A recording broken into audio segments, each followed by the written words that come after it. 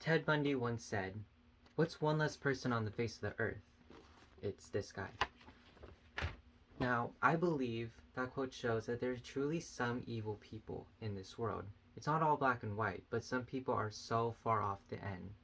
Now, the debate of the death penalty is a very serious and complicated one. We are talking about a matter of someone's life on the line.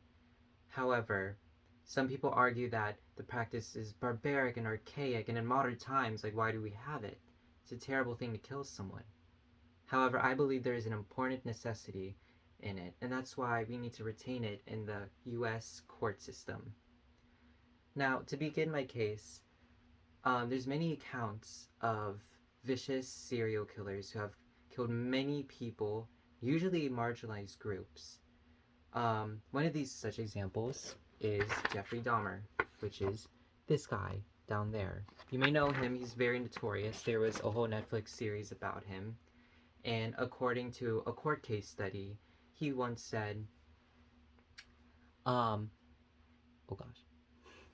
He stated he could not stand the idea of being abandoned, and he had an irresistible desire to be close to the victim. Now, this was referring to the act of him eating his victim, and in some way he found that once they knew the truth of him being a killer, he would eat them, they would kind of be inside him, and he had abandonment issues. Now, there's not one singular example of him being locked away and him being sentenced to death row. He was released multiple times. There's multiple complaints from his neighbors. He was very suspicious. However, at the time, he was not convicted of anything until, when he was actually sentenced to death. Additionally, I believe that putting these type of people like Ted Bundy and Jeffrey Dahmer, who have killed numerous people in the dozens, I believe Ted Bundy has killed around 55 people, and I believe he is around in the 20s, that they stopped killing, obviously they stopped killing people due to their deaths. It is a natural deterrent for crime. Additionally, such examples like these can discourage people from committing heinous crimes, like as such.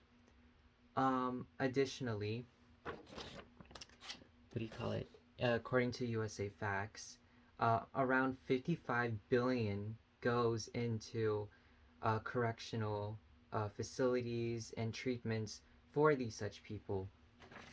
Now, I believe every person has a second chance. However, these type of people don't deserve it. Like, let's be real. Oh my gosh, I'm trying to ruin this. These are taxpayers' dollars going to waste for horrible people. Me personally, I wouldn't want to have my tax dollars wasted. I'm sure you don't. I believe that in America we should have fairness and justice. However, their actions are completely unconstitutional. Taking someone's life is completely out of line.